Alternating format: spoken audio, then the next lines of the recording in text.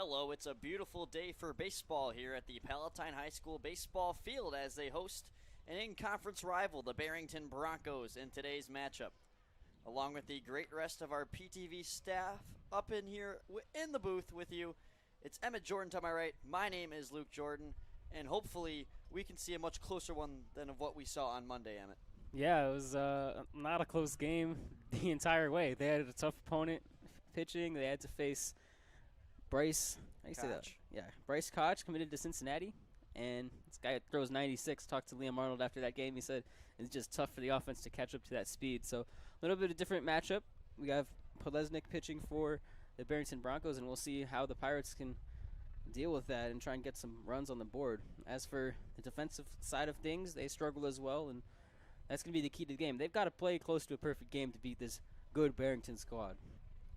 Yeah, anything is possible. I mean, Barrington has not lost to a team with less than a 66 win percentage, and Palatine is 25% on the season, so it'll be tough, but you know, anything is possible. Yeah, Palatine's got a pretty difficult strength of schedule, so they're better than a 25% win percentage team. But again, this is going to be a very tough matchup, rivaling some of the matchups they faced in Alabama just 2 weeks ago. So we're excited to bring this one to you guys on PTV.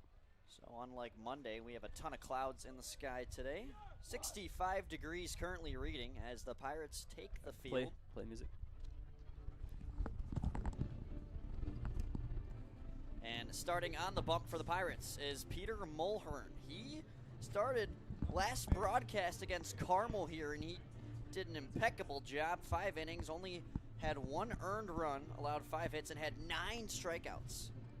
And that was Palatine's last game at home as well. So only their 3rd game at home of the season. Mulhern now starting in 2 of the 3. And catching down at home plate, a new face, it's Ben Ratajczak, the sophomore. We've seen a lot of different catchers try out the spot. We've seen Pedersen, we've seen Heileman, we've seen Lathoris, and now this is our first time seeing Ratajczak up close.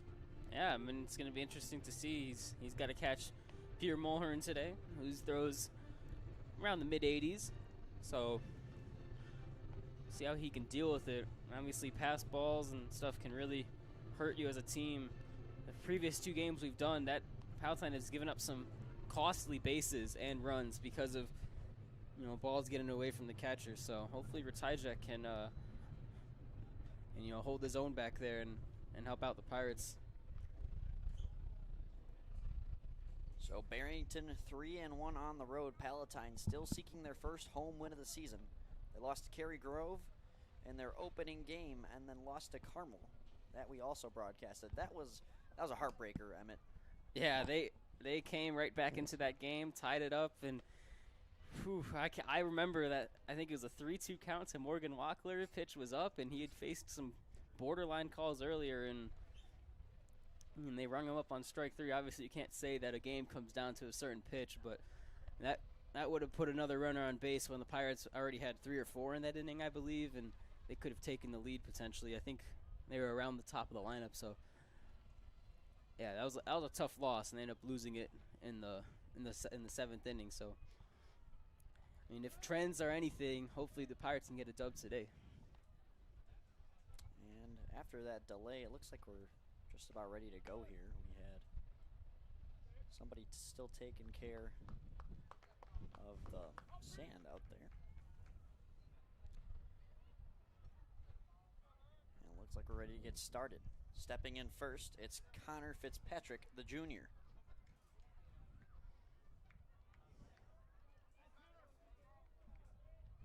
Play ball here at Palatine. First pitch fouled back immediately.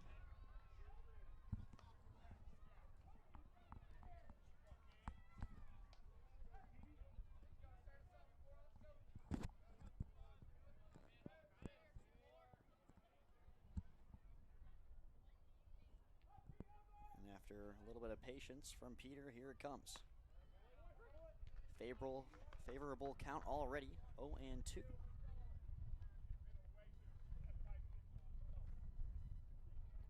Fitzpatrick did play on Monday against Palatine in the 14-1 victory. Contributed in a walking fashion. Went 0 for 1, but had 2 walks, and those ended up being 2 runs. He also stole 3 bases, really testing the arm of these Palatine catchers. Yeah, I mean, without, a clear catcher the entire season, a team like Barrington, took advantage of that. That could be something they look to try and, test again here today with the new arm behind the plate. Second foul off of the AB, and that looked like that might have been caught by Coach Carroll, I think was down there. Mulhern looking for the K. Was not able to get him looking there.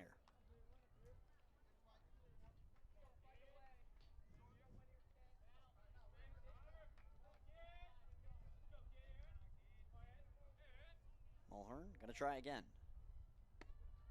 That is just outside, it appeared. Yeah, low and away, a bit of a small zone we've seen. I mean, Mulhern hasn't missed by much on all 3 of the balls he's thrown in this at bat. And now we've got a huge 3-2 count to start the game. So just like that, 3 consecutive balls. Will there be a 4th? Doesn't look like it. This is fouled off. So AB stays in play. And this is what Barrington wants to do. They want to work Mulhern's pitch count up as high as possible and make this a bullpen game.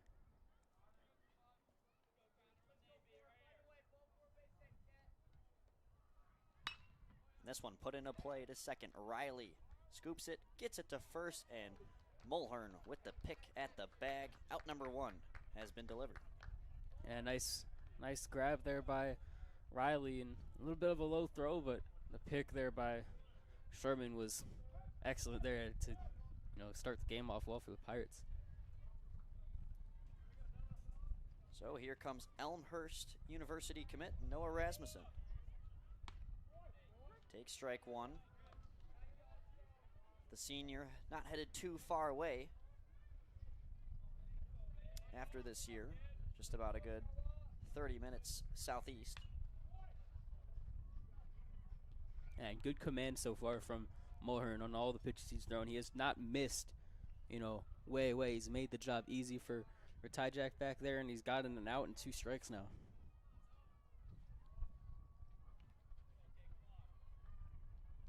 Mulhern looking for out number 2. That's outside. Tyjack able to stay with it.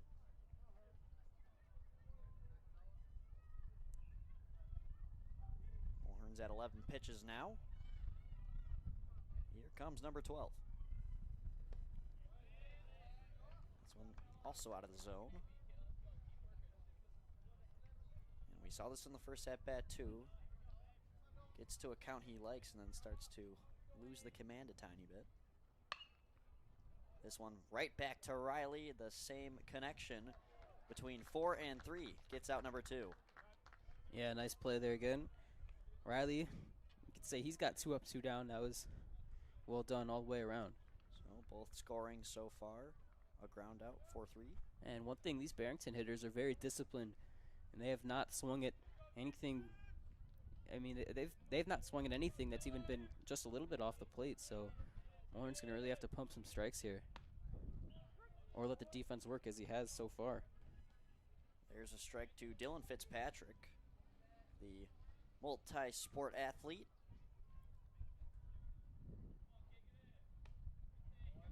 Pitch looked to be inside. Fitzpatrick headed to Dayton University, same university as Philip Rolek, to play football, not baseball. This is his second sport. This will take another strike there. So 2 guys on opposite ends of the ball that played each other in the fall will be playing at the same university out in Ohio. Here's Mulhern. This is flied high in the air. Wasserman, now it looks like Peterson will grab it, and there's out number 3. Yep, good 3 up, 3 down inning. Defense does the work, and the Pirates don't allow a base runner to start the game.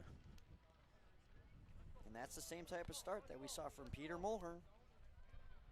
last time we saw him here. We're going to take a quick break here on the broadcast. Luke Jorden with Emmet Jorden. We'll be back in a few.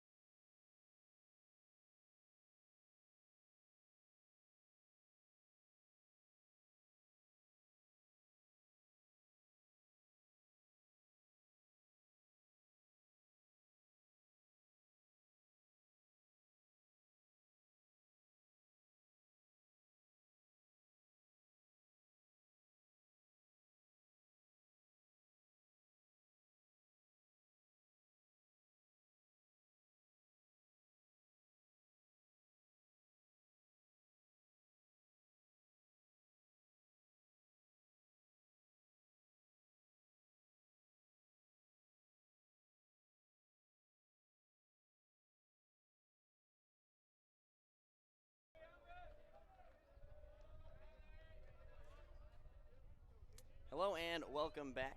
Bottom of the first. Monroe is up to bat first. Batting lineup for the Pirates today. It goes Monroe, Wasserman, Peterson, Mulhern, Sherman, Grewe, Riley, Ratajczak, and then Odo at the 9. Pitching for the Barrington Broncos is Patrick Podlesnik. Didn't pitch on Monday, of course, but a great batter. He went 2 for 4 with an RBI.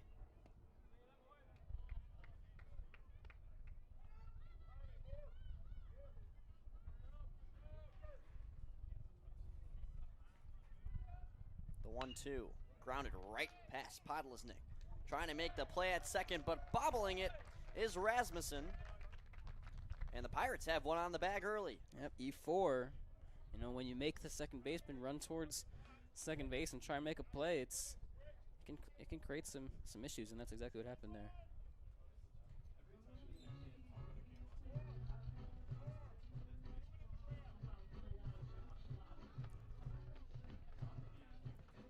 Now stepping up to the plate, the future Firebird and Sean Wasserman.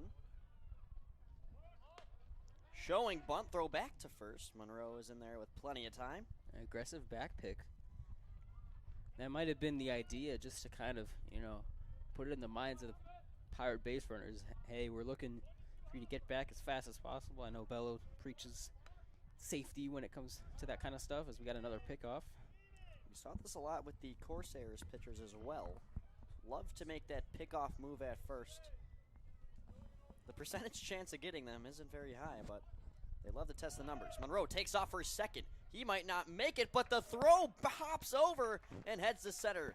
Monroe already in scoring position, no outs yet. Well, and that's why you try and do the pickoffs, is because they knew Monroe was going to steal. So they tried to hold him up, and Monroe said, I'll take that anyways. And, you know, if it was a higher throw, that he's probably out. The starting point guard for the basketball team stole a base on Monday as well. And Wasserman's bunt into the backstop. Yeah, now with the runner on second, I would not be surprised if if he tries the bunt again here. You get a runner on third with an out, and then you put yourself in position to get a run, even if you hit a sac fly. So, might still be the game plan. Podlesnik steps off, trying to keep an eye in the side of his head on Carter Monroe, who is creeping a great distance off of second base. And now Podlesnik, the 2-1. Yeah, Wasserman showing bunt again, and sometimes that can get in the head of the pitcher. He's thrown 3 balls on when Wasserman has showed bunt. Now the 3-1. Wasserman puts us into play. Wonderful grab at second by Ashley, and he gets it to Cavaliero for out number 1, but Monroe advances another base. Yeah, and job done there for Wasserman. That's all that was needed. He just needed to move the runner over. Now you got Toby Peterson, the new Kentucky baseball commit, up to try and put the Pirates on the board. Yep. Just made his commitment this week. Headed to the SEC for baseball down at Lexington. And that's a good stop right there by Peter Ensign in the back of the catcher. You know, runner in third now. Now you got the threat of a pass ball, scores a run.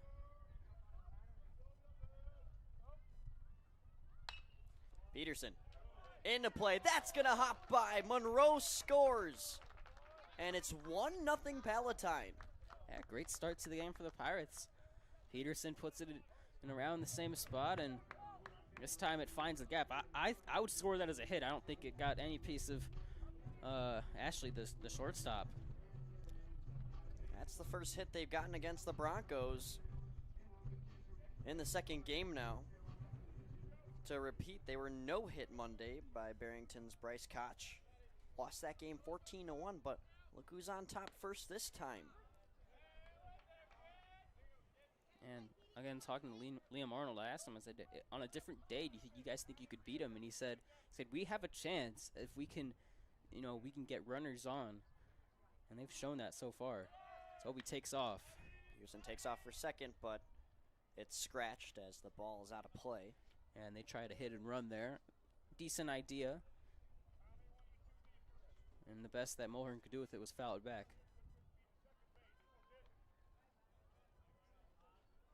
This is a team that averages 3.9 runs a game on average, but 5.5 at home. In the small sample size we've seen. That's a balk. Yep. It's a balk. He jumped. I believe his front foot went first to the bag, which is not legal, and Toby Peterson was already standing on first base. There was no need for the pickoff. So why steal when you can just get it the easy way? Peterson now in scoring position, second Pirate to reach second.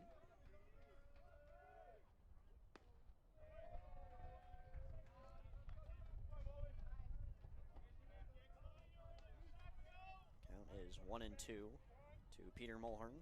Pitcher on pitcher duel here.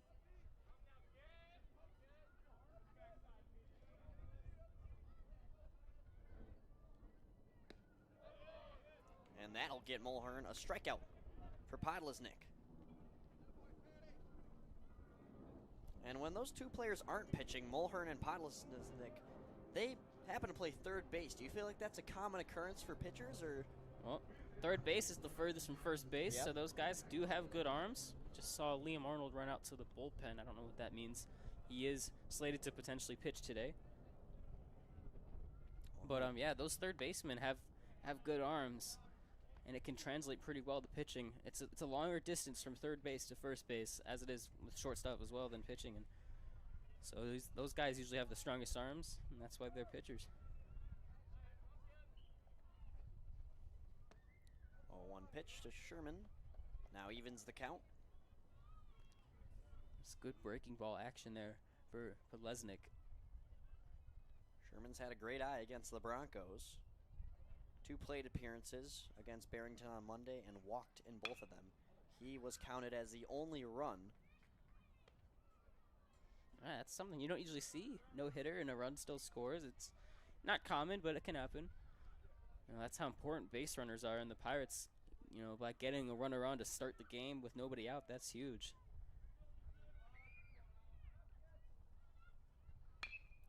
Sherman right to short.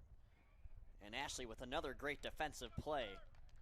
And that'll send us to the second inning. So after 1, the Pirates strike first. It is 1-0.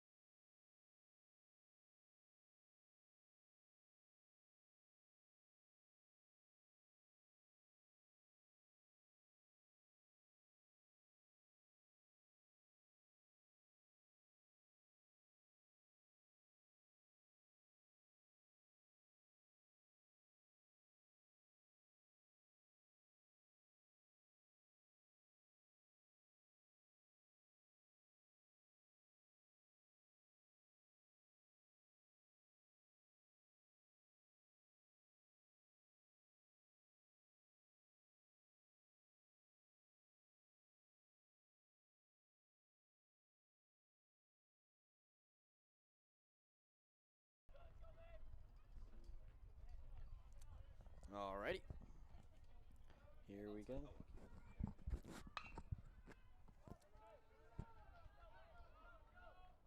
And the first pitch of the second inning is corralled in.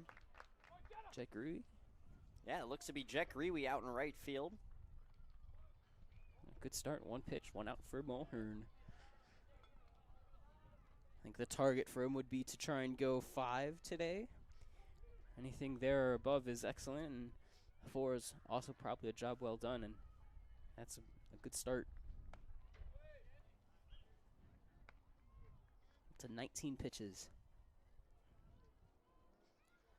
And now these two pitchers will meet again, except on the other sides. Mulhern pitching to Podlesnik. Strike there.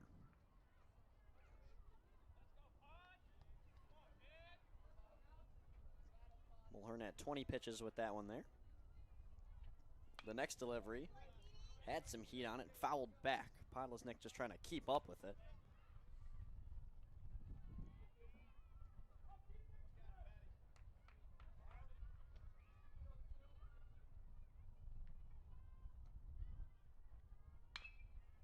And now this one is right down the gap. Riley's able to grab it, but no play is possible as Podlesnik races to first, and he'll be in there with no sweat.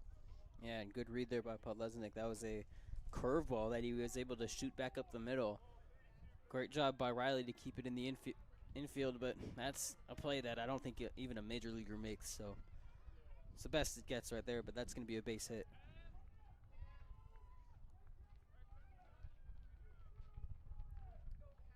Jackson Cavaliero now steps in, righty on righty. Swings and misses at strike number 1. Cavaliero had a homer on Monday over at Barrington's field. We're yet to see one here, though, Emmet. I think we'll see one. I don't know about today, but we will see one on PTV this year. Runner goes, and he Close. is safe. Could have been a strike him out, throw him out if the throw was a little lower from Jack. Had some good pop time. But regardless, it's a stolen base.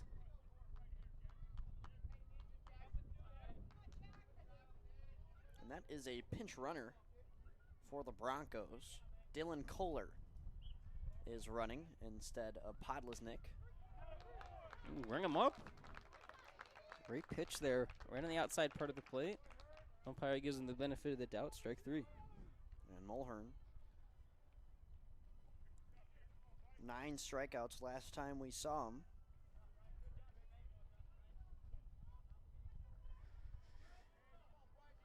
He's now got his first of the game there.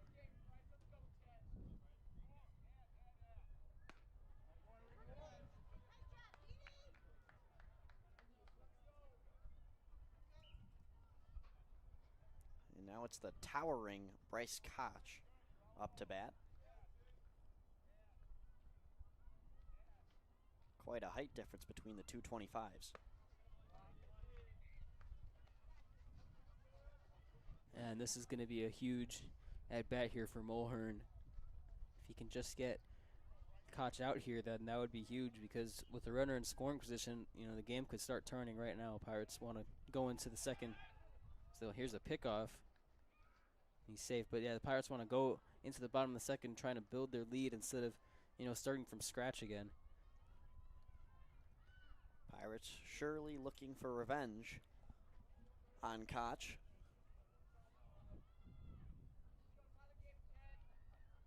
He didn't bat on Monday, but he sure as heck pitched.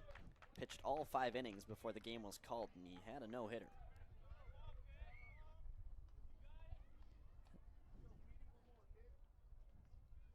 One, two. And this one just barely fouled off. That might have gotten by Sherman if it was just a little bit left and in fair territory.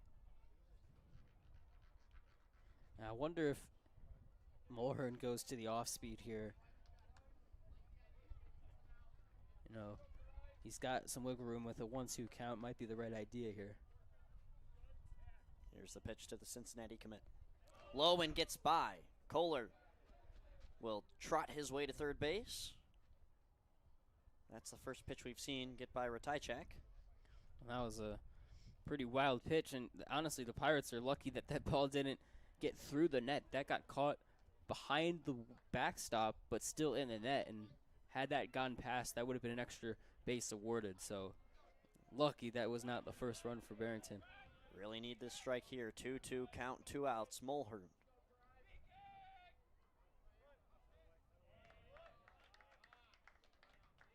Timeout call from Koch. You could see the signs there. That was part of the plan.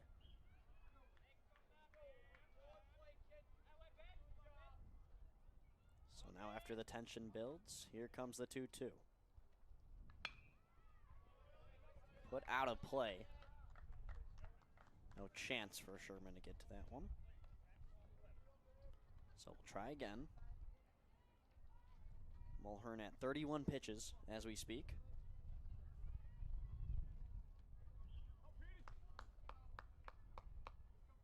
To send Barrington to the dugout. This one's belted over the head of Sherman, and a run will score. Kohler's in. Koch thinking about second. He'll cut back. Nice cutoff throw out in right field by Grewe, but nonetheless, the damage still there. Barrington ties up the game. Yeah, and I mean an inch over Sherman's glove. That was very close. We saw him fouling it off down the right field line, and he got a hold of one that time, and ball game is tied.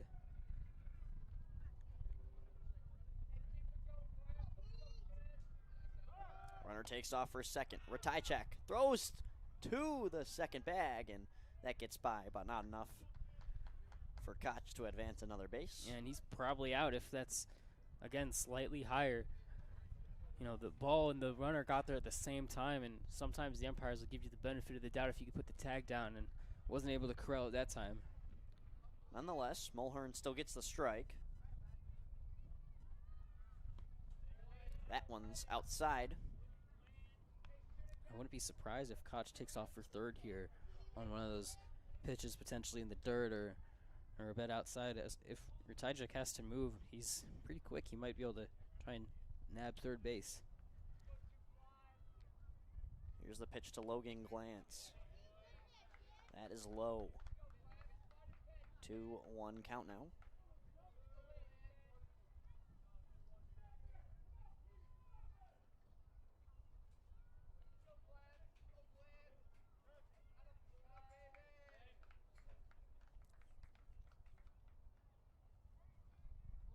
Since COVID, Barrington has won 6 of the 7 matchups with Palatine.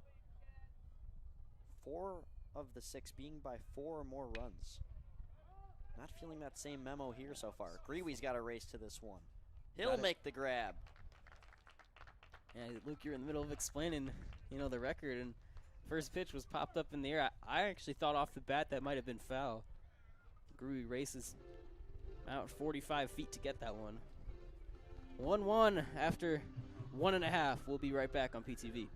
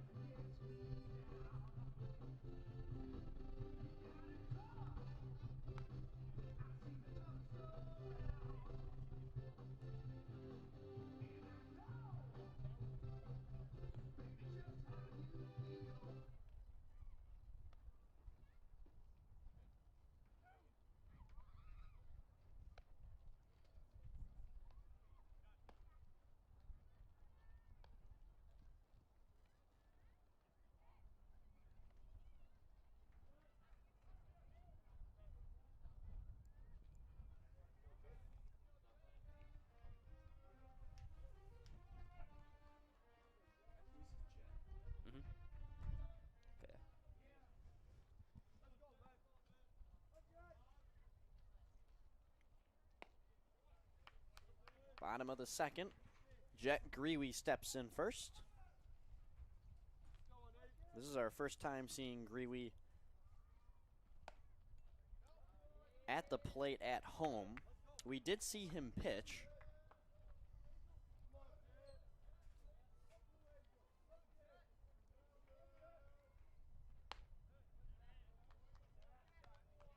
The sophomore showing off his athleticism very early on in his high school years. A sophomore has already gotten reps on varsity football and varsity baseball. Grewe straight to Podlesnik, and he makes the grab and will soft toss it to first for out number 1.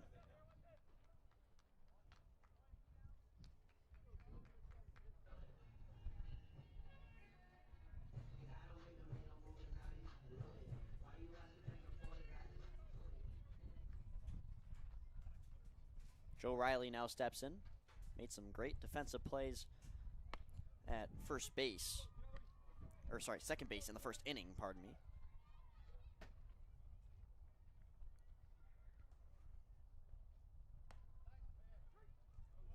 And very quickly, we already find him in an 0-2 count.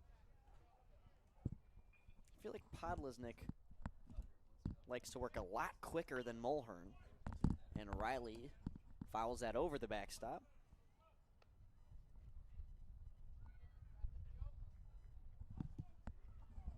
And something we're noticing from Podlesnik, when he starts to feel his rhythm, he does not move. He pitches a good 10 seconds later, going at a very fast pace. This one sent to the sky. Out at second trying to make the grab is Rasmussen, and he'll do so. So very quickly we have 2 outs.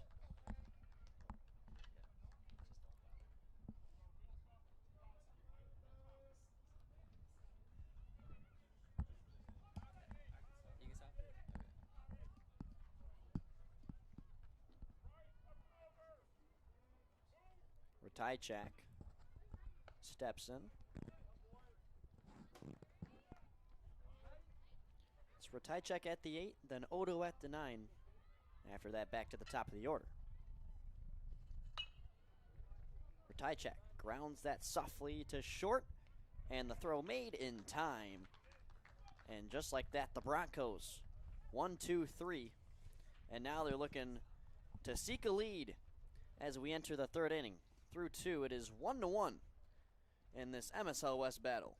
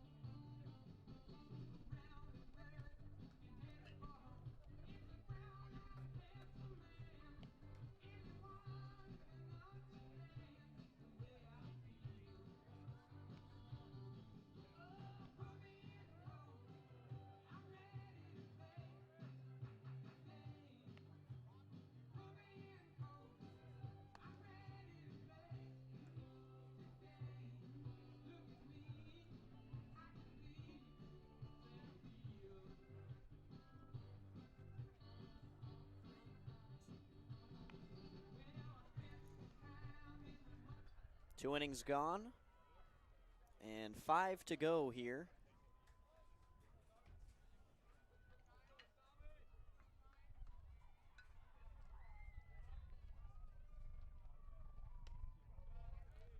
Tommy Abbey DeMarco is in the batter's box.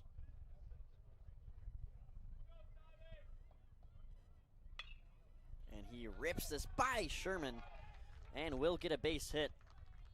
but won't even consider second.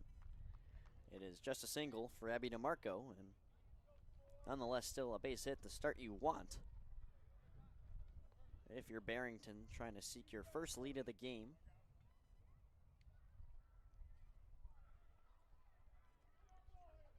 Connor Fitzpatrick is next.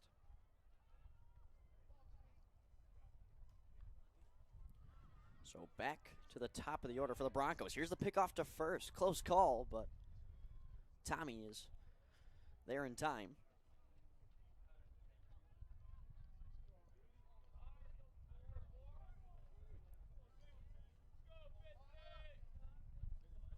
Here's the junior to the junior. Just outside.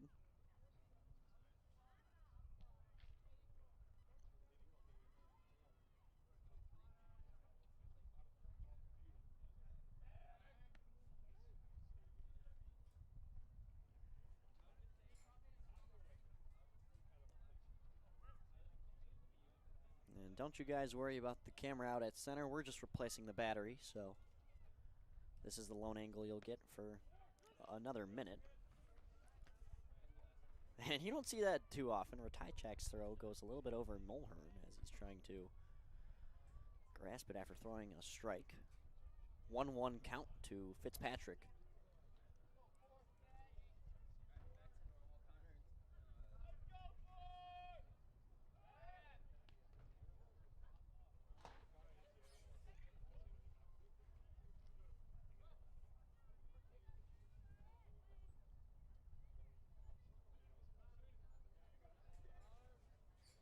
Mulhern as many pickoffs as pitches in this AB so far. And for that reason, as Abby DeMarco took off for second, that ball was fouled all the way back to the P on the football field logo.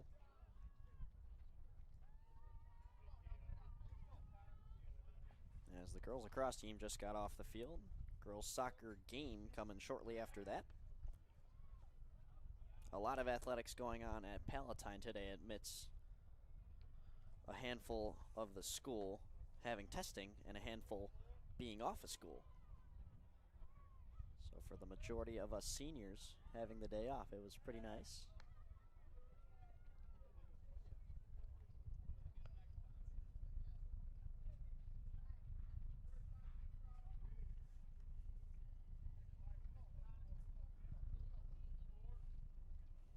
One-two pitch on its way for Mulhern. Abby DeMarco takes off for second. Ratajczak gonna throw, and he is just safe by a hair. And just like that, another runner in scoring position. This time with no outs for the Broncos.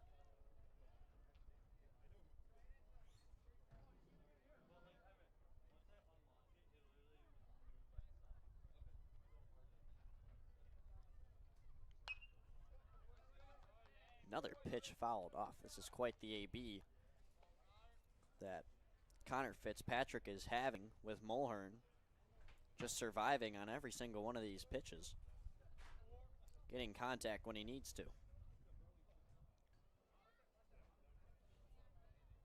Will Mulhern get the strikeout here? Yes, he will. And down goes Connor Fitzpatrick, as Rasmussen now makes his way to the batter's box.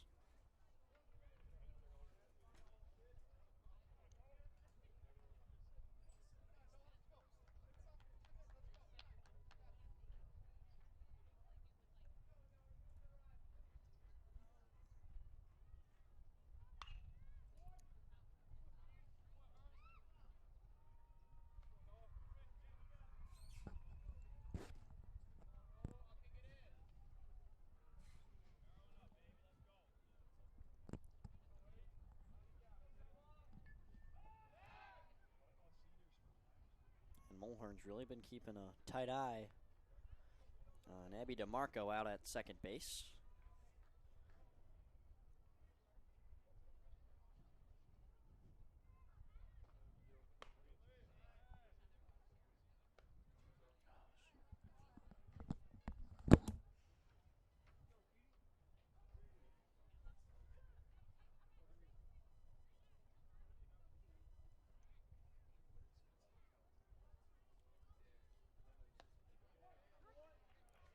Now Mulhern grabs his second strike.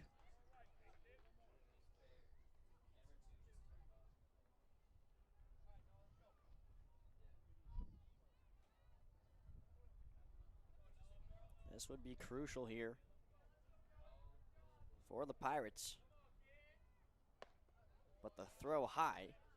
Rasmussen has to play dodgeball.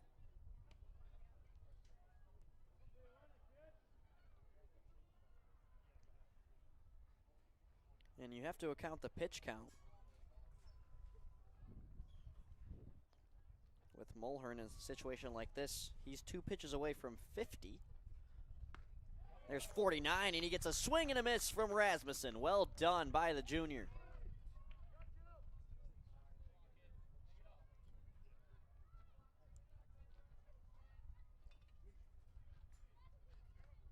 In order to get out number 3, he's going to have to face Dylan Fitzpatrick.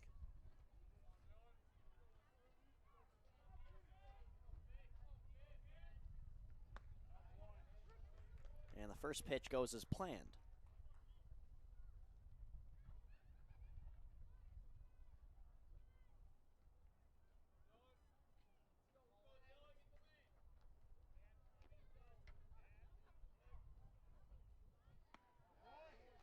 Another nice pitch from Mulhern. He's got no 2 count on Fitzpatrick.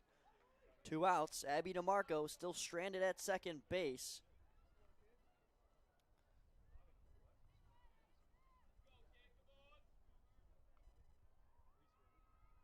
For the strikeout. Put into play. Slow bouncer. Fielded by Monroe. Thrown to first, and it is not in time.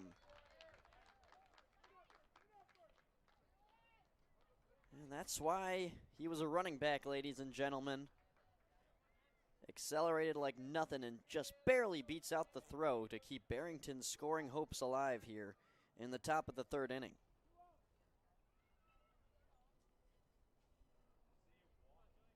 Julian Ashley Friedman is now the new batter, 0 for 1 so far. Runners on the corners.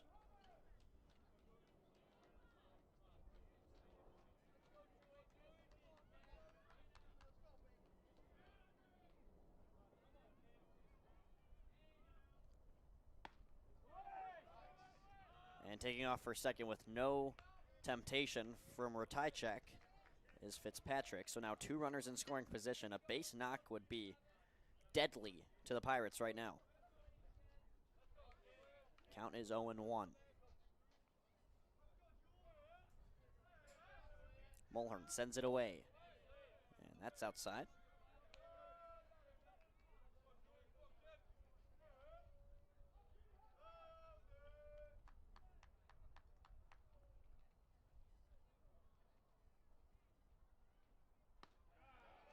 And there's another strike from Mulhern. Pressure pitch upcoming to potentially strike out Friedman.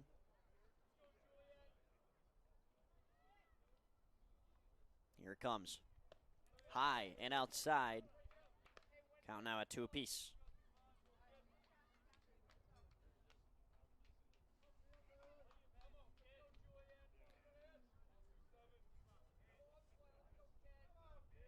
Mulhern looking for the K. Fouled back, staying alive is Friedman. Doesn't look like he'll be giving up anytime soon. Chance to give his team a 2-run lead with just a simple single.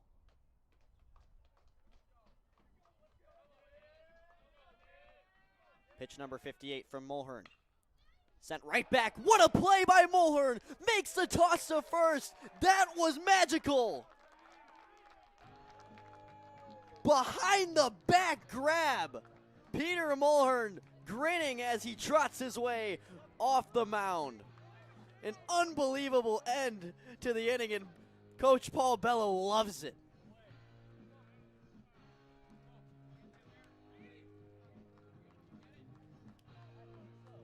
And as the boys back in town plays, the boys will be up to bat after that exciting defensive showcase. In a few, we'll be right back here on PHS PTV.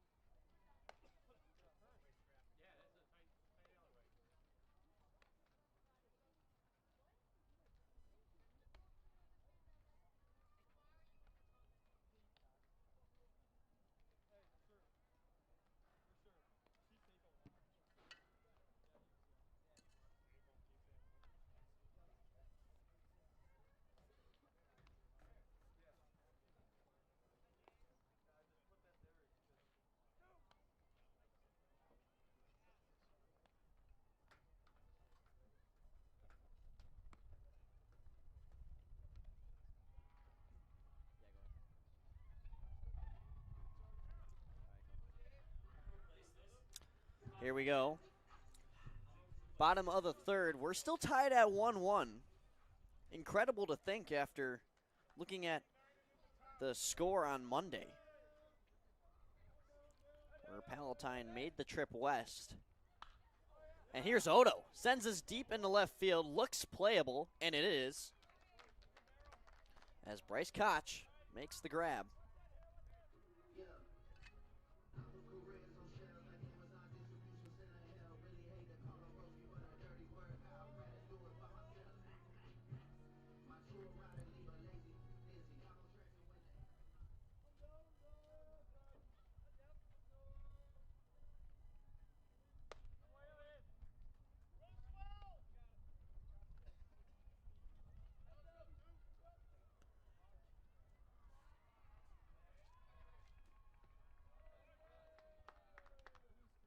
And Monroe getting into a favorable count so far, 2-0 now.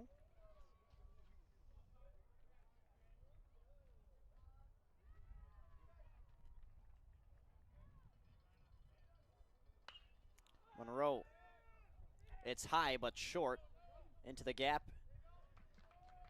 in short center field, and the catch is made.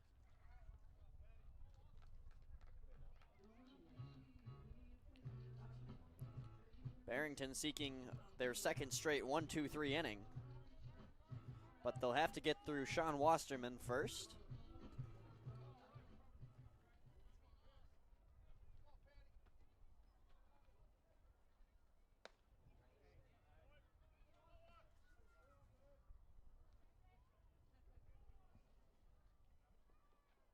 Here's Polesnik working fast as usual once again.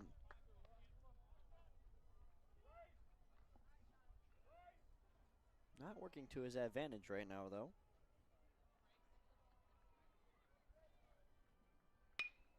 And Wasserman gets the spy into the gap.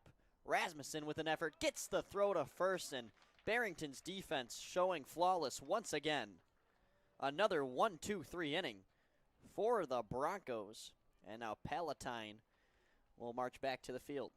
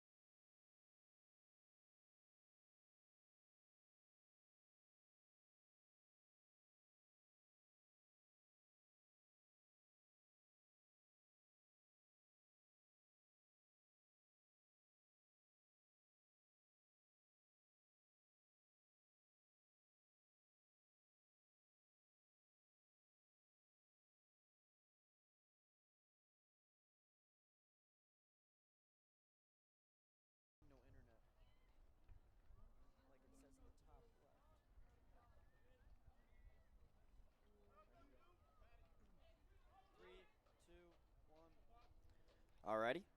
Mulhern still on the bump for the Pirates. Still dealing with some technical issues here with the broadcast with that center field camera, so hoping to fix that as soon as we can.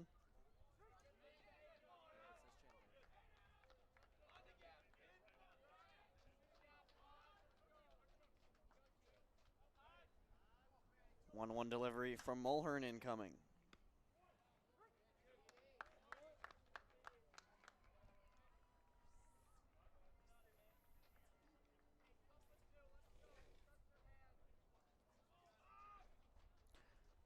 Looking for a strikeout to start the inning, but that gets away from him. Count now 2 apiece.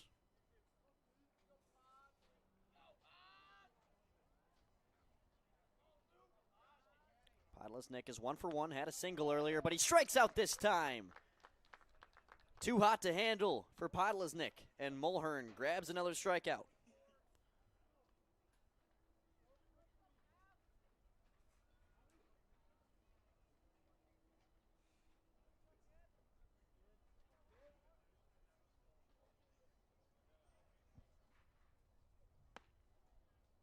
First pitch inside to Jackson Cavaliero.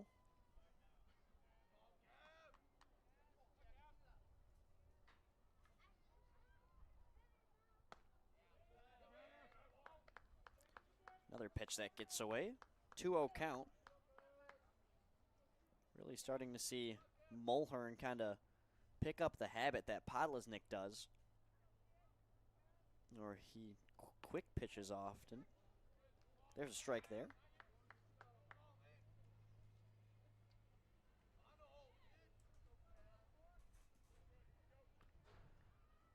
Barrington looking for the sweep, but it hasn't came easy so far. There's strike number 2.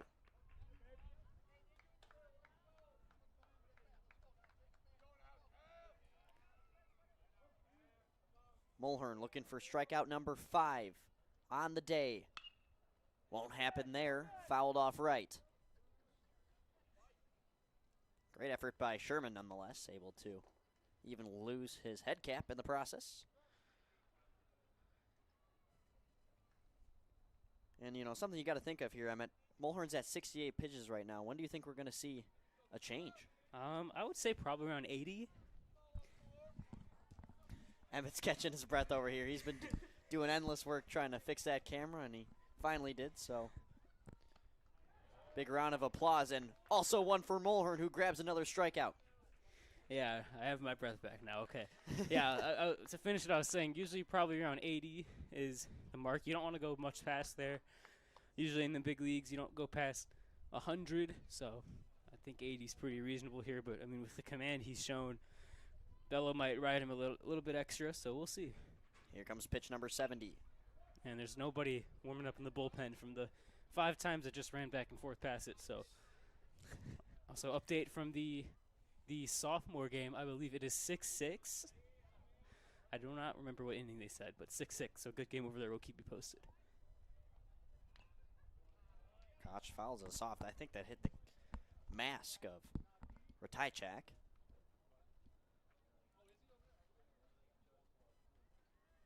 Mulhern just needing one more strike. Koch, though, 1 for 1 on the day so far.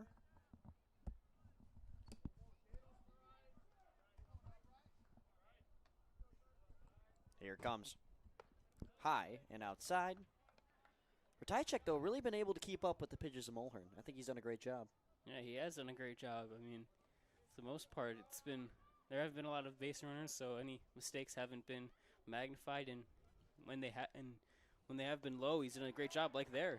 Yep, great example. And all he has to do is make the toss to first, which he does. And another spectacular inning for Peter Mulhern, who is stealing the show today. That pitcher's duel, great game.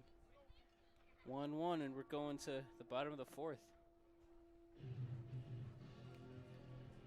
Pirates looking to break away. Haven't scored since the first inning. Been held to 2 straight scoreless, and those were both in 1-2-3 fashion as well. A look at the box score up to this point. Of course, runs. The game is tied at 1-1. Palatine scored their run in the first inning. Barrington answered back the next half inning in the top of the second.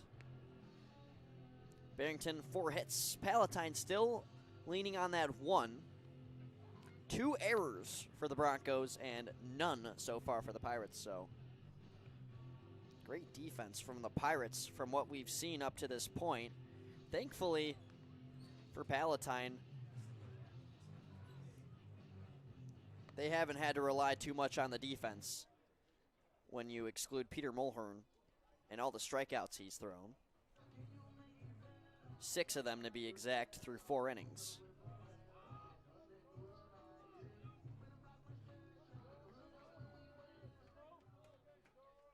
So Peterson steps in.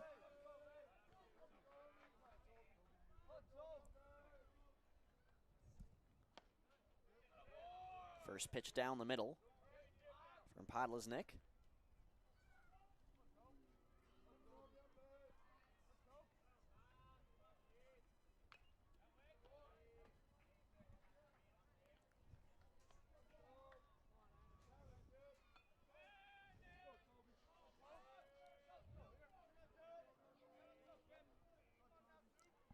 Looking at 3, 4, 5 in the Pirates order here.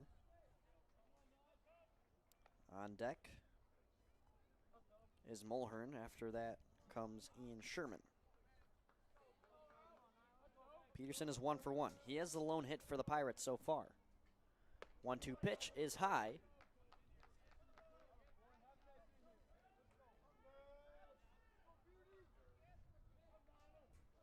And you could just hear Bello say, stay on spin here. Expect a breaking pitch.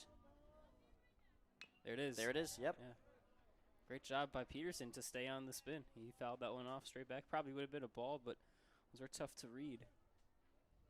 Yeah, that had quite the spin rate from the senior Podlesnik.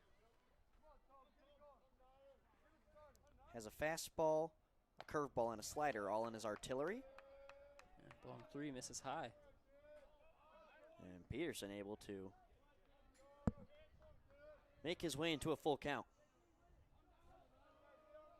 And Palatine only has 42 pitches. Stays alive, barely tips his bat there. Yeah, so good work so far for him. He's on track to throw this whole game if the Pirates don't, put the foot on the gas and start scoring here. So this is a good at-bat here for Peterson, working up the pitch count. Full count again. That is Upstairs. A walk for Toby Peterson. So he reaches base for the second time today, but in different fashion as he walks on this one.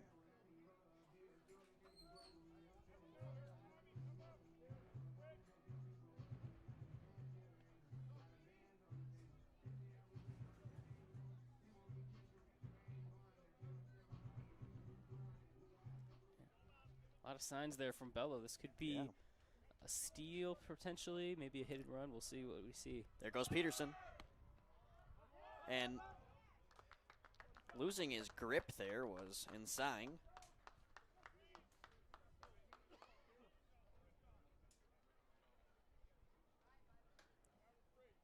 We didn't get if that pitch was like ball or strike.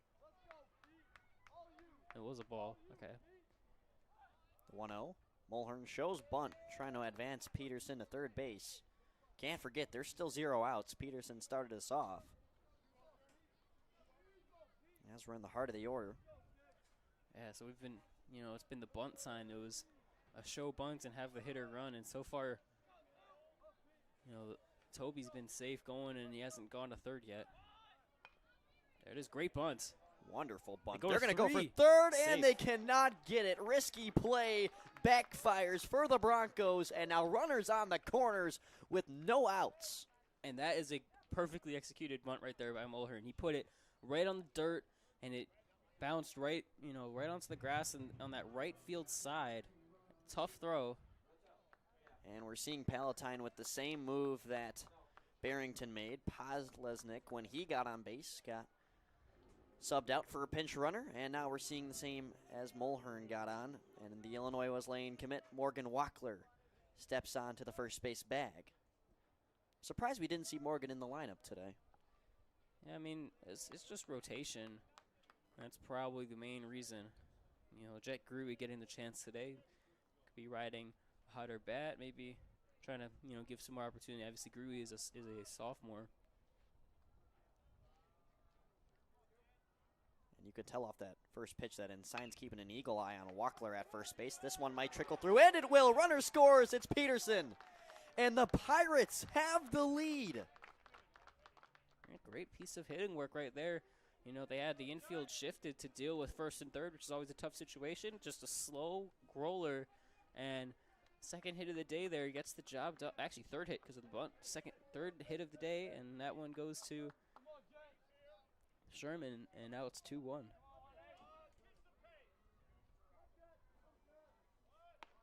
Grewe showing bunt. And he's going to call the strike. He didn't pull it back in time.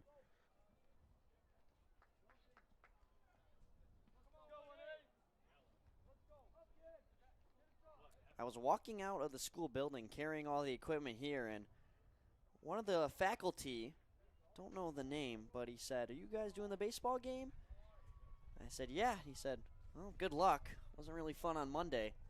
This has been pretty fun so far. Yeah, very entertaining game.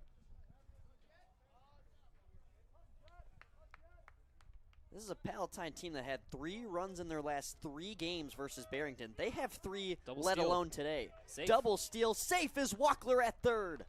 2 runners in scoring position and a 2-run lead for the Pirates as they are starting to break away here in the bottom of the 4th. Wait a minute. I think they're going to call Gruby out on interference. What's Greewee out for? I mean, He must have he must have gotten away with the catcher. Bello's going to complain about this. get your money's worth, Bello. Come on. Yeah, I mean, I would not be surprised if he's tossed here. He's not really,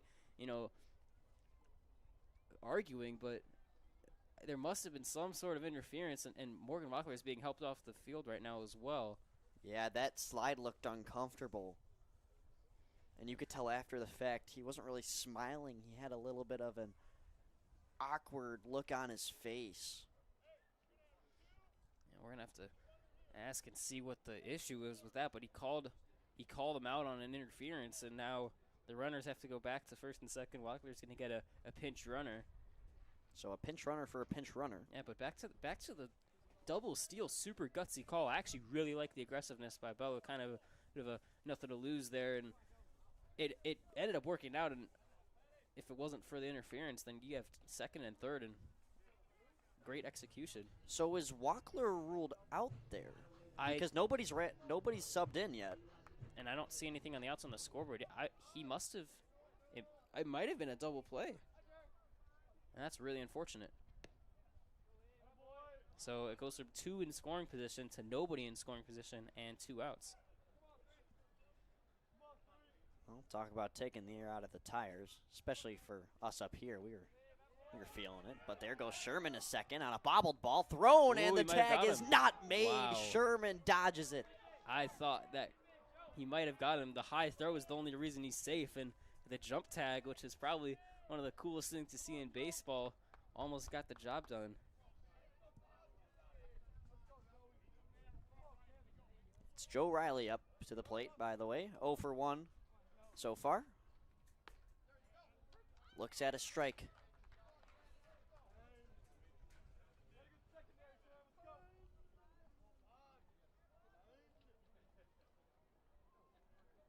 The 3-1 lead for Palatine is number 3.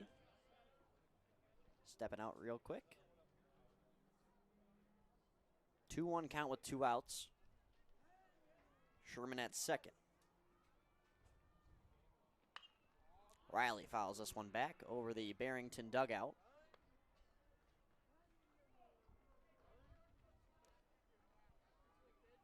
On deck is Ratajczak.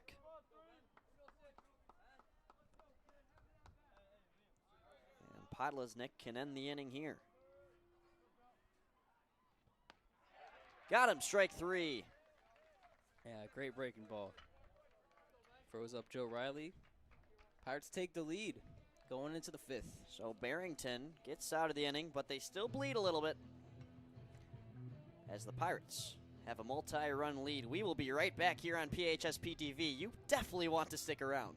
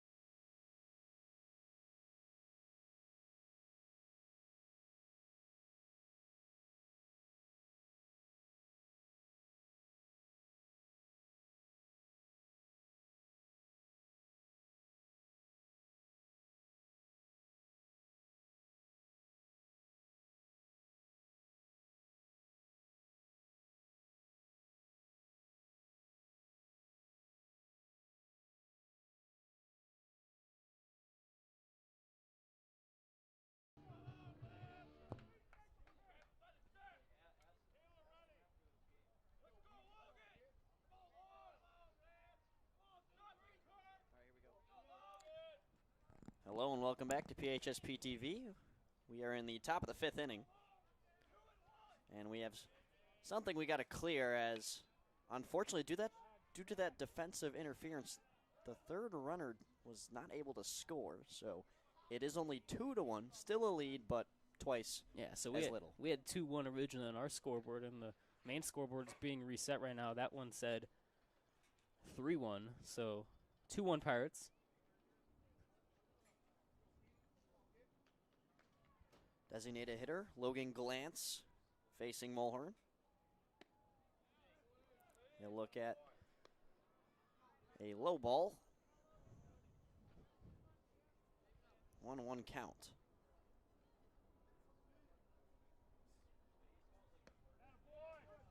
There's strike number 2. Mulhern at 76 pitches now.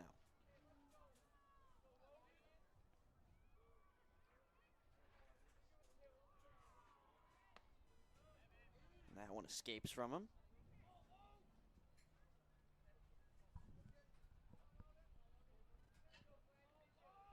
And this is a defense that has struggled throughout the season. But there's strike number 3 from Peter Mulhern as the night continues. That's strikeout number 7. Yeah, I mean, absolute dominance on the mound from Mulhern.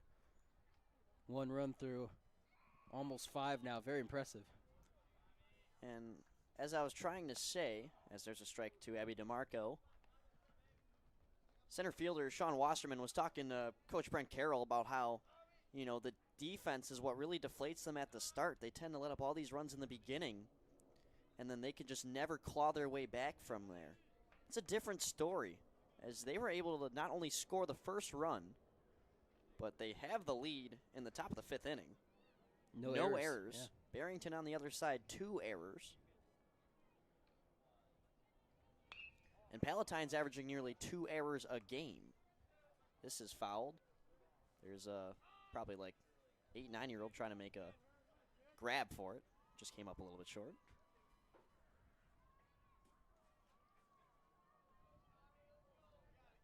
One out, and here comes the 1-2 from Mulhern. Outside.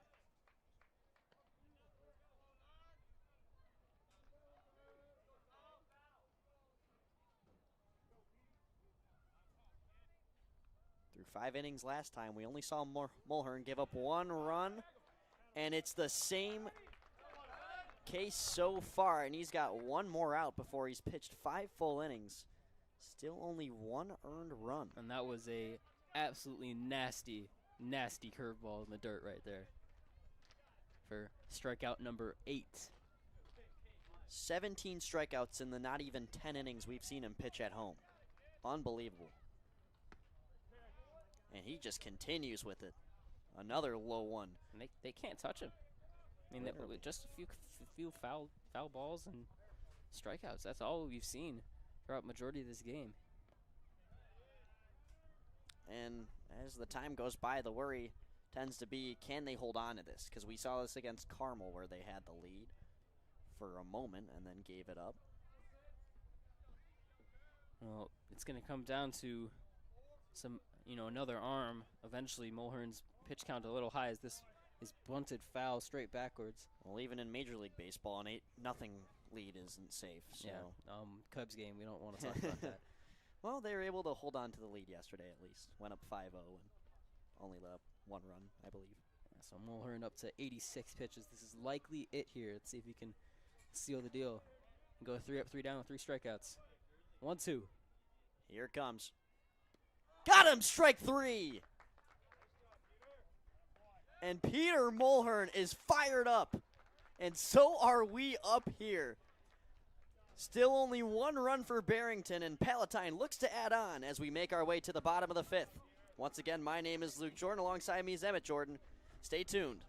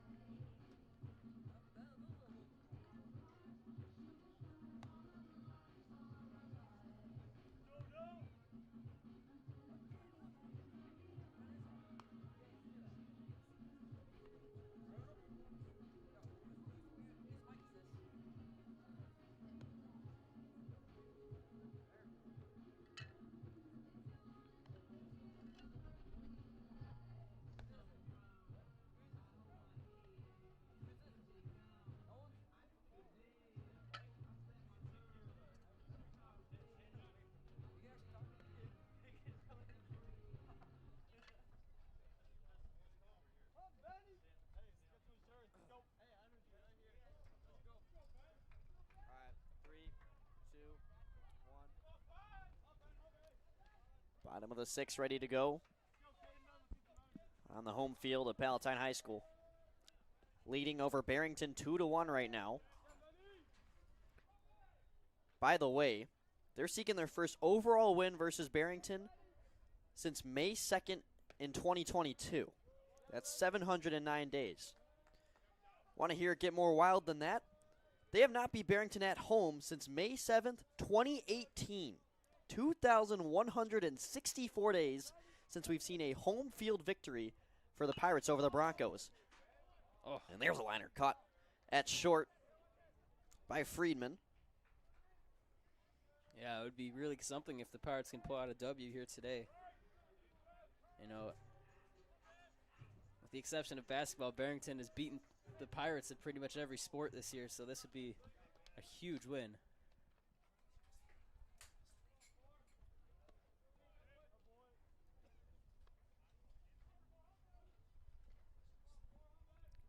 And our spotter, Sam Portera, letting us know that Morgan Walkler happens to be in a sling. Here's a grounder to short. Friedman catches it, throws low, but caught at first. And there's out number 2. This is a quick inning for Podlesnik. But it's not over yet, and he has to face the top of the order as Carter Monroe's ready to go. Yeah, Podlesnik up to 62 pitches now. He might pitch this whole game.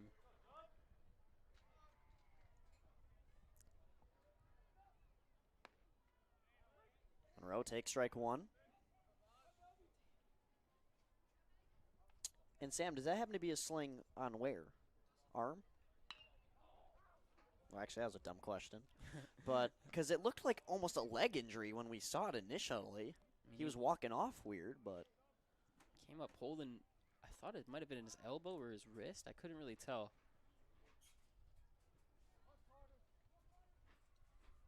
Here's the 0-2, 2 outs.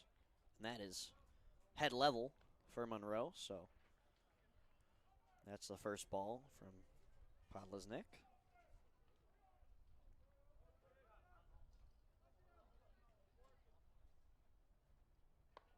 And that's another one that gets away.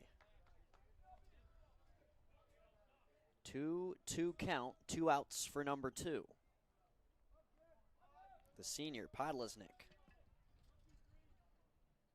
Taking on Monroe, the junior. Here's the delivery. And that is upstairs. Inside and upstairs. And just like that, Monroe has fleeced his way into a full count. Pressure pitch here. The windup, the fire. Put into play. This might drop. Doesn't look like it will, though. And Connor Fitzpatrick makes the catch out at center field. So the Broncos trot off, not allowing a run in this inning. The score stays the same through the 5th.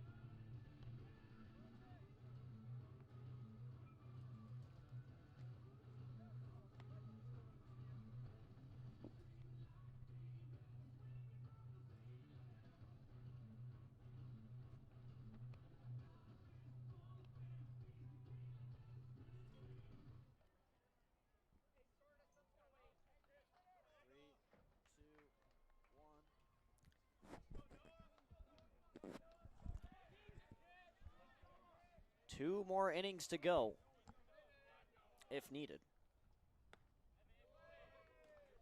And Mulhern is still on that bump, believe it or not. Yeah, and presumably on a pitch count here, approaching 100 He's at 88 right now. Make that 89. Another ball. And we saw Liam Arnold warming up Toby Peterson out in the outfield. I would not be surprised if he comes in at one point in this inning. And there's a swing and a miss from Noah Rasmussen, the future Blue Jay out at Elmhurst. A lot of varsity action across Palatine. We got softball in front of us, baseball also right in front of us. And then girls soccer is taking on Schaumburg very shortly. 3-1 count. And that's a strike to Rasmussen. He looked like he was ready to take off for first. Yeah, it might have been a makeup call from the last one. It's also very close. So here's a crucial full count pitch. Mulhern wasting no time. Got him! Strike 3! And this has been sheer dominance. 10 strikeouts for Mulhern. Double digits for the junior. Unbelievable stuff. 93 pitches. 7 away from triple digits. Fitzpatrick takes this one deep to left field. That's back, and that is a home run. That's a way to put out the fire of Peter Mulhern. Looked like foul territory for a moment, but the athleticism of the multi-sport football baseball player shows off as he sends it deep. Wow, and how quickly things can change. We were just up here celebrating Mulhern's 10th strikeout, and the next pitch is a moonshot.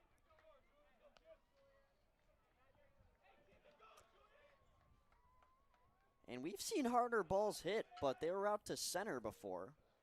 Not today, but in previous games. But when that's headed right down the foul line, it can reach over the fence with that length, and it did. So just like that, we are tied once again. This is in foul territory. Sherman's got a race for it, and he is just a few feet short of recording out number 2. Nonetheless, it's still an 0-2 count to Friedman, currently 0 for 2 on the day.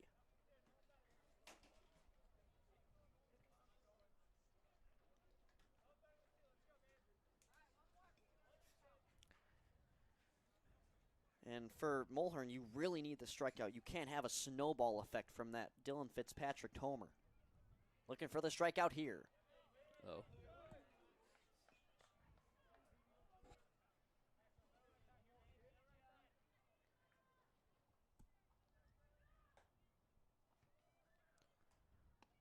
This time, also a ball, just barely. Yeah, and I was looking at the computer for that one. That looked like it got the outside part of the plate. 2-2 count. Mulhern. Surely. No. Inside. Looked just barely inside. You know, last thing Pirates need is a base runner here. Here comes the century mark pitch in a full count. 1 out. And it is outside. A walk for Friedman. And that snowball is slowly getting bigger here for the Broncos. Like we mentioned earlier, can't let them pile off that home run. And Mulhern lets up his first walk. And he's going to stay out there, too. 10 strikeouts, 1 walk. 2 earned runs, 5 hits for 5 1/3 innings pitched. And he's got to face the opposing pitcher, Podlesnik, who's still in the game as well for Barrington.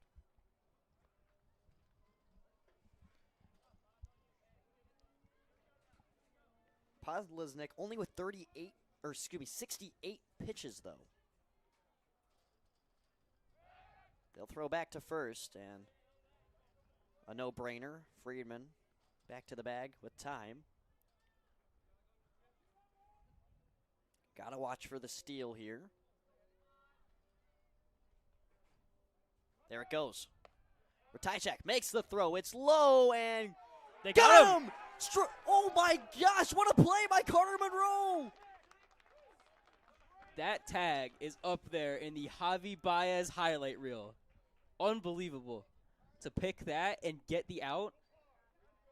And Ratajczak, it looked out of sorts, but he got the velocity on it, and all he needed was Monroe to make a spectacular play. And that is so amazing. I can't believe that play, honestly. That's one of the greatest tags I've ever seen in this game of baseball. And the umpire called him out. Barrington head coach is complaining all the way from his box at third base.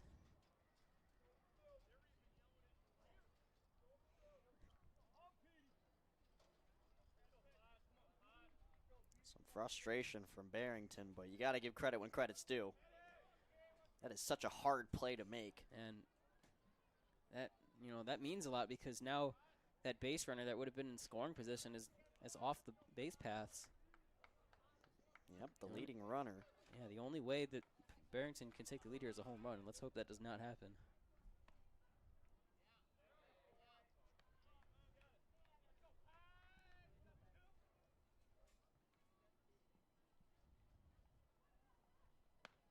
Podlesnik swings for the fences and misses hard.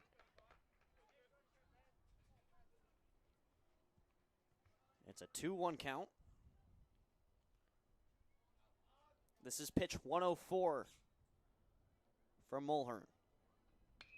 And it is belted out to center. Wasserman's got to backtrack. And he makes the grab. Headed to the bottom of the 6th. It can't get much tighter than this. We are tied at 2 in this MSL West battle. Do not move at all. This is going to be exciting here on PHS PTV.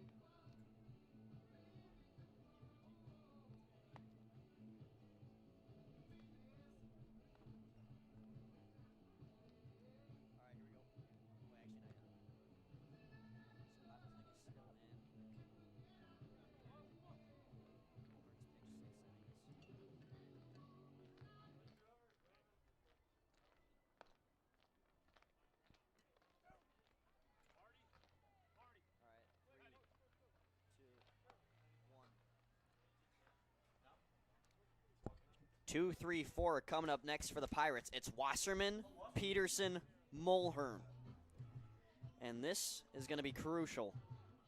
I mean, the level of, anxiety you get from watching this game rivals that Cubs-Rangers series from a few days ago. Palatine took the lead. Barrington tied it. Palatine took the lead again, and Barrington tied it again. Let's see what the Pirates have here. Wasserman takes outside, ball 1.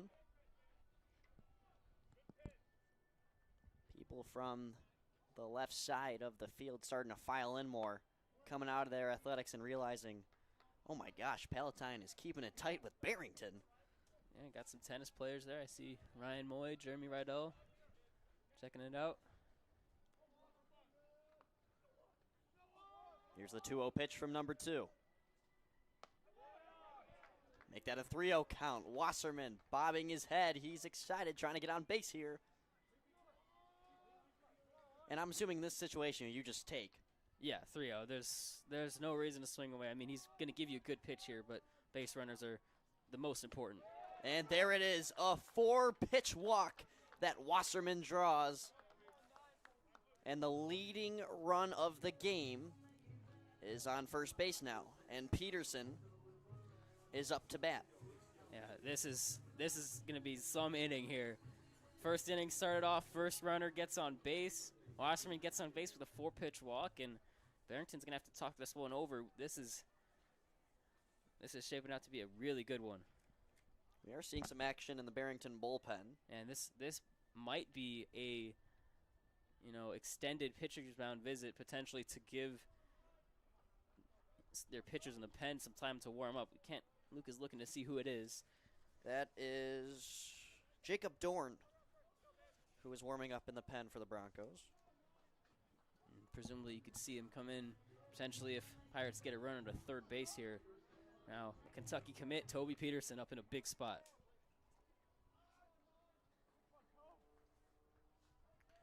Peterson is 1 for 1 with a walk. He hasn't not reached base yet. And this would be the time to keep that streak going. Podlesnik is at 72 pitches.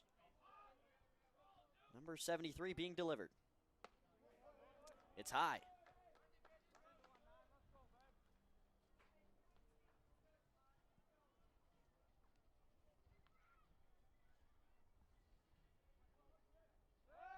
And Wasserman, I was just about to mention that he's not really creeping off first too much, but they still make the pickoff.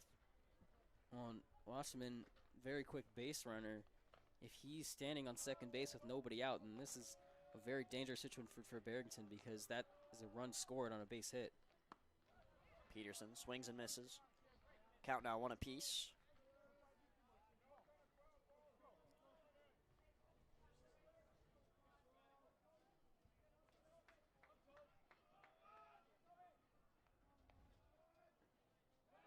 They'll throw back again, and Wasserman just has to literally take 2 steps back to the bag.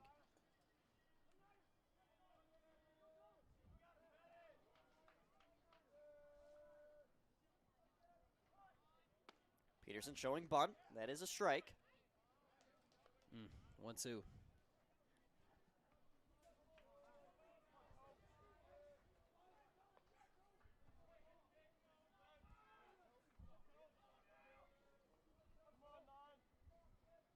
Crucial 1-2 pitch will be delayed with another pickoff to first.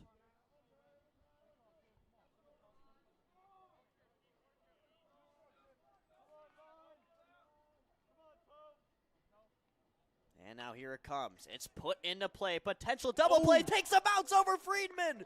Both runners on safe. Wow. Third error of the game for Barrington, and just like that, first and second, nobody out. That is an unfortunate hop right before Friedman was about to grab it. And as the field deteriorates throughout the game, they've been on the diamond now for a couple hours. It gets hard for those reads, and now this might be it for Podlesnik. Dorn has not stepped out of the bullpen yet. And as Barrington brings in a portion of their infield, all the runners as well as on-deck batter Ian Sherman quickly communicates with Coach Bello. I'm sure Paul Bello knows what he's doing here. Yeah, I mean, this is crunch time right now. Over 800 games managed for Coach Paul Bello. And this one's got to be up there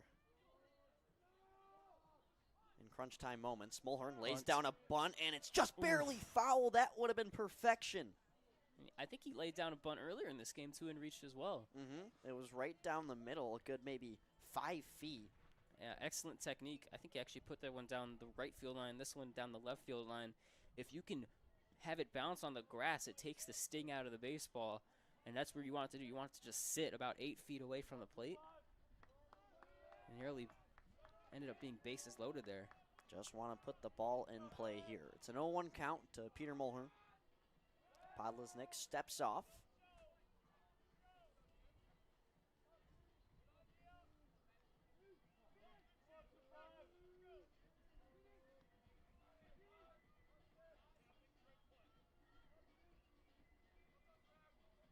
And after some patience, here's the pitch. Mulhern swings and misses. Yeah, good pitch there. Through the heater, and Mulhern couldn't catch up to it, and now an 0-2 count. 0-2 count for Mulhern, who is 0 for 2 on the day. This is pitch number 79 from Podlesnik.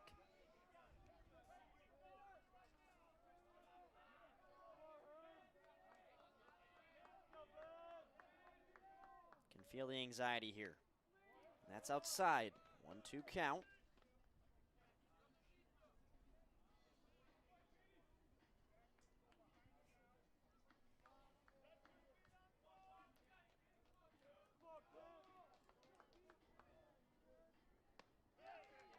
Upstairs.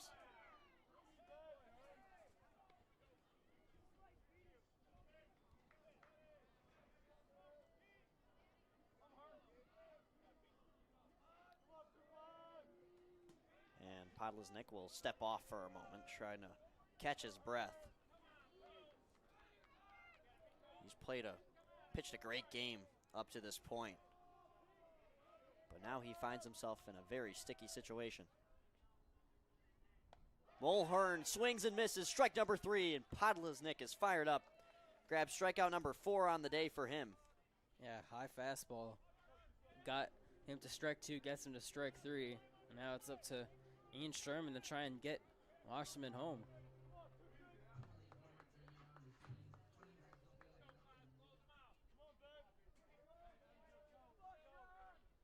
Sherman versus Podlesnik. And a double play threat still possible. Peterson at first, Wasserman at second, 2 speedy guys. We've seen both of them try to steal, especially Peterson, who successfully stole. I'd have a hard time imagining Bella would try and send him here, though. Base runners mean everything, and especially that leading runner. Base hit should give the Pirates the lead. 1-1 count with 1 out. Podlesnik steps off.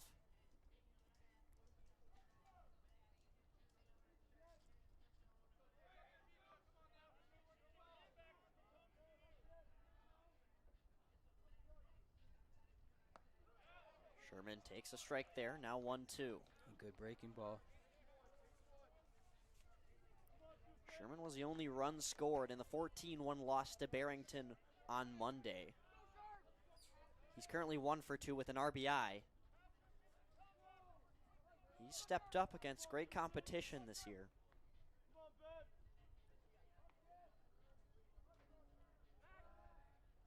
Podlesnik steps off again. And I know it's part of the game plan to try and keep Wass's lead as short as possible and try and hope that a base hit doesn't give, Palatine the lead here, but there goes.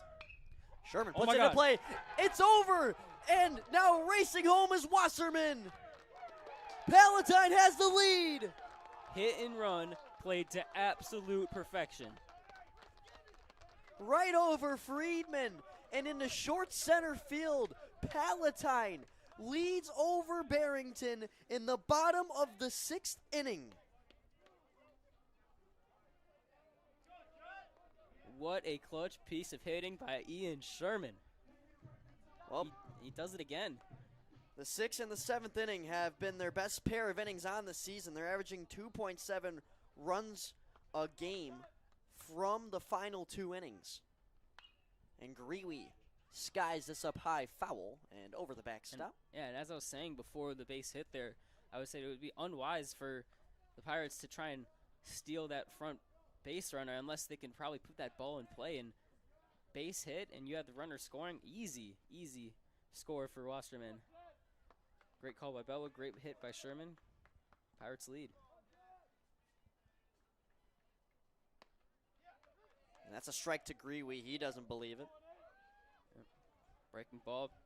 When you're standing up there in that box, I've seen it before. Looks like it's at your face. And natural human instinct is get that away from me, but drops into the zone for a strike. 0-2 count, 1 out. Joe Riley is on deck. And the sophomore, Grewe, probably in one of the more pressuring places in his career right now. Trying to dethrone the 2nd highest MSL team ranked in the state. Only behind Conant. Yeah, Pirates could use some insurance runs now. Podlesnik steps off again. And it's now the same game of cat and mouse here between Barrington and Toby Peterson. They want to make sure that that run does not score from second. Yeah, it appears the Wildcat is the mouse this time. Future Kentucky. I like what you did there.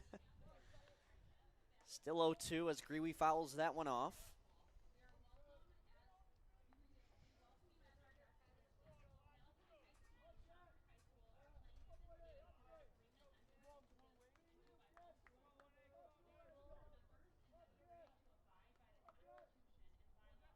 Oh, 2. And that is high. Greeley staying alive. And the fight from the Pirates in all of these at-bats. I mean, it's been a struggle. Every time a Pirate has come up to the plate for Barrington to get an out here, they've been very disciplined with their swings. 104 pitches from Peter Mulhorn. Up and coming. This is pitch number 90 from Podlesnik. I think the Pirates have worked him almost 30 pitches in this inning. This one's high. 2-2 now. And how big would bases loaded be here? Because that brings the chance of a sac fly into play, and presumably they might bring the infield in. Pitch grounded in play. Tough play. He might make it to first, and he will. And the reason that the bases are loaded is because third baseman Will Naza is off the bag in his natural position, and he's not there to cover third and get the force out. So another base hit there. Jet Gruby does his job, and now it's bases loaded with only one out.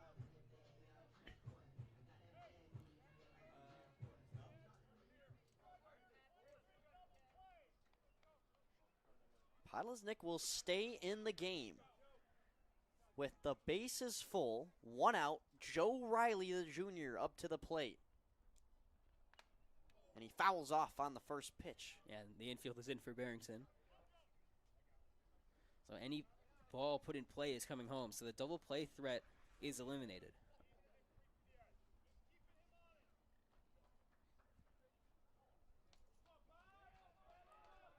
Riley still seeking his first hit of the day. Now would be quite the time. And that gets by. Going home is Peterson, and he scores! And how big is that? Is those few hits there for the Pirates? That infield single is the reason a run scores on the pass ball.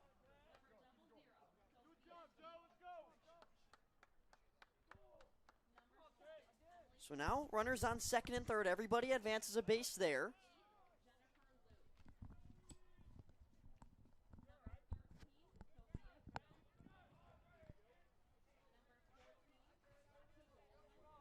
And Podlesnik trying to regain himself. 1-1 count. Bunt. Riley showing bunt. It's perfect down the line. Can Podlesnik make the play? He can. Job well done again. 5-2 Pirates as they scored 3 in the bottom of the 6th. That is an excellent bunt. Yeah, unbelievable.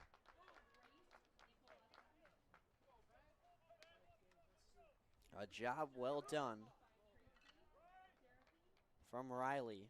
Wass is coming back from the bullpen. He might be coming in for the save here. We saw Arnold get loose.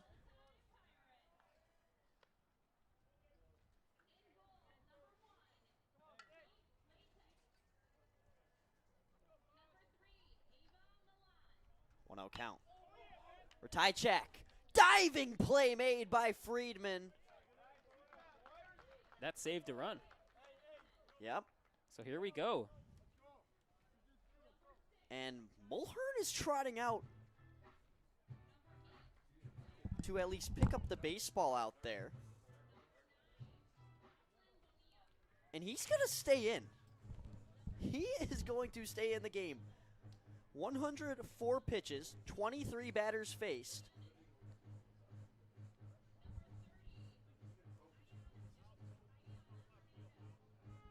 And Peter Mulhern is on the bump in the top of the 7th inning, looking to make a miracle.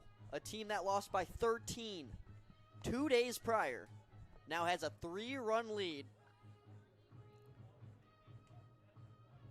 on a 7-3 team, undefeated in the MSL West, and they're seeking a sweep of Palatine.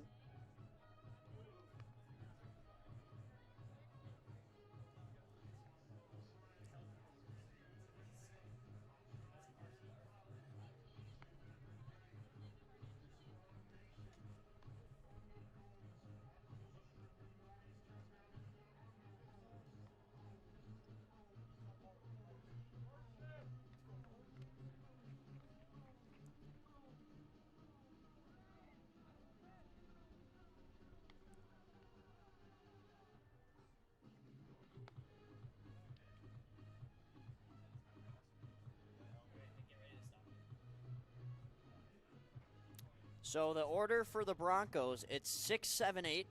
Cavaliero, who had a home run on Monday, is up to the plate first. After that, it's Bryce Koch, the Cincinnati commit, and then Logan Glantz, the designated hitter.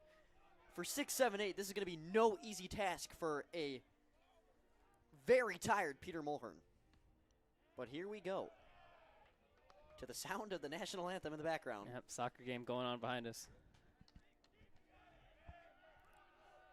First pitch is a ball. This one not the case.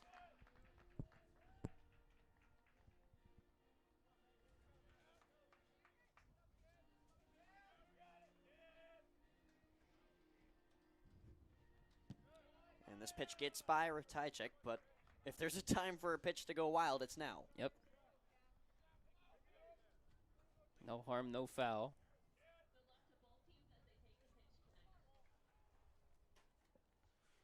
Mulhern's at 107 pitches. Gets a swing and a miss from Cavaliero there, and it's now a 2-2 count.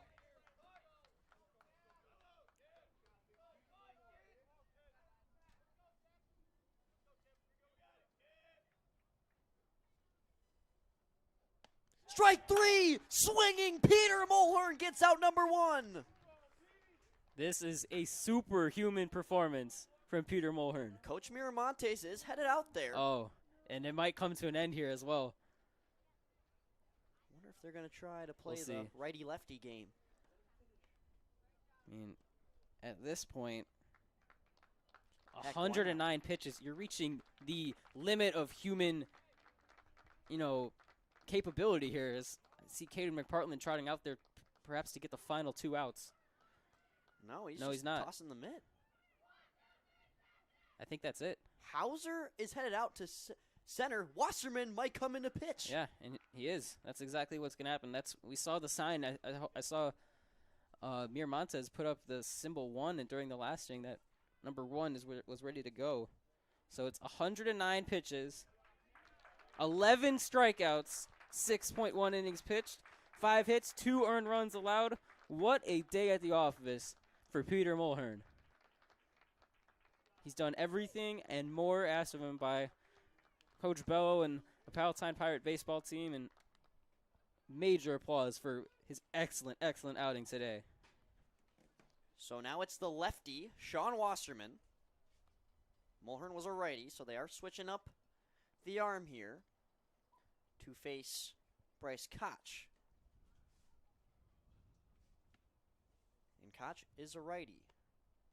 And I don't believe there's a rule in high school baseball that, prevents anybody from throwing against only one hitter. I don't think Palatine will do that, but if the opportunity presented itself to actually play the righty-lefty game, that could be a good idea.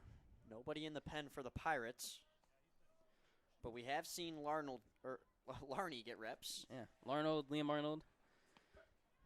But they're going to try and ride Wasp to the finish, perhaps, here.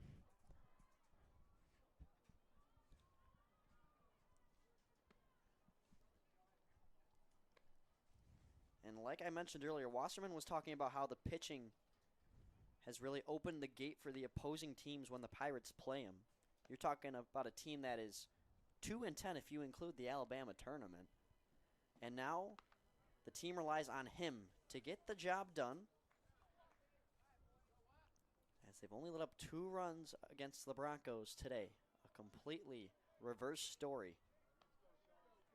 And now Bryce Koch will step out there.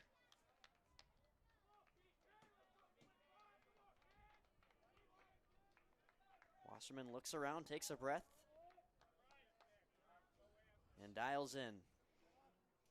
And his first batter he has to face isn't ideal. The future NCAA D1 athlete and Bryce Koch. First pitch is low and inside.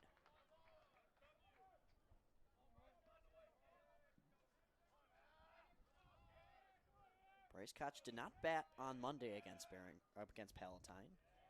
Here's a strike. He's 1 for 2 in this matchup. 1-1 count, 1 out for number 1 as Wasserman delivers the pitch. That is ruled a ball. Close.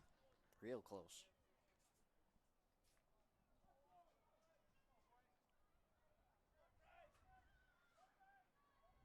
And this one is high out to right. It's in the gap and making an athletic play out in right field.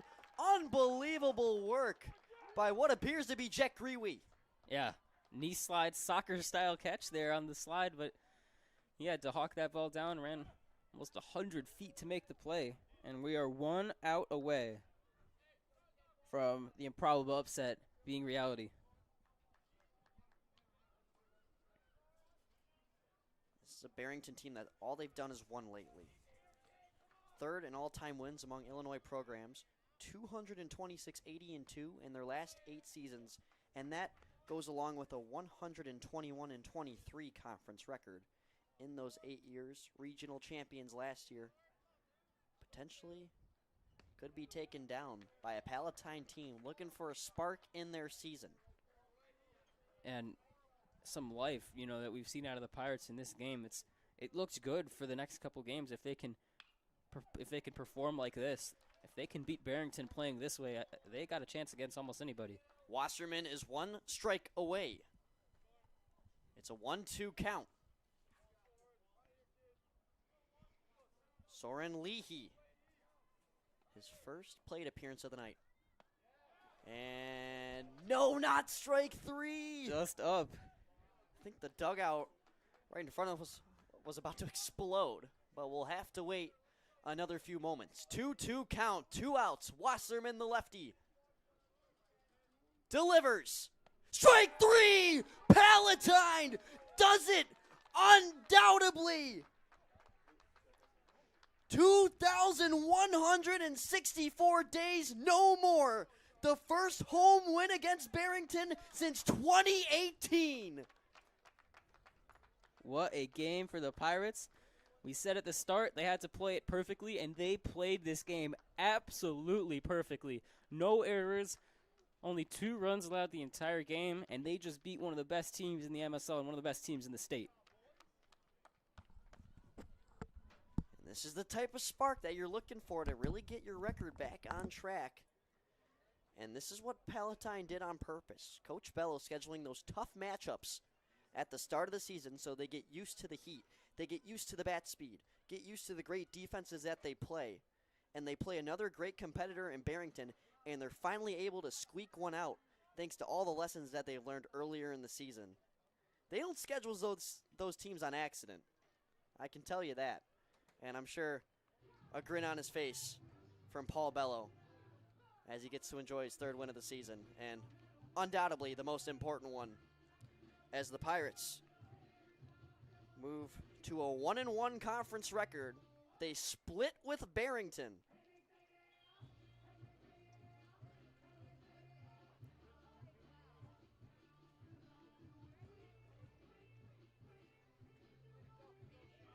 What a night it has been.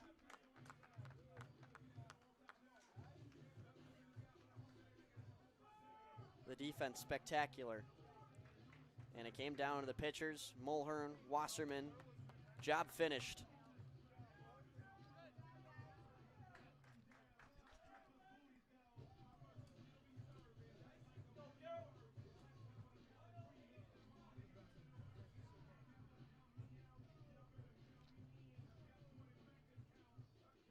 This will be a game we remember here at PTV for a while. And as the game closes, we'll close. Our great volunteer staff today at camera, Bear Landerman. Our producer, Connor May, working the music, Vinnie Chiavetta. And the scoreboard color commentator, Emmet Jorden. My name is Luke Jorden. Enjoy this one, Palatine fans, as we will see you for our next broadcast tomorrow as boys lacrosse takes on the Conan Cougars in a crucial MSL West matchup.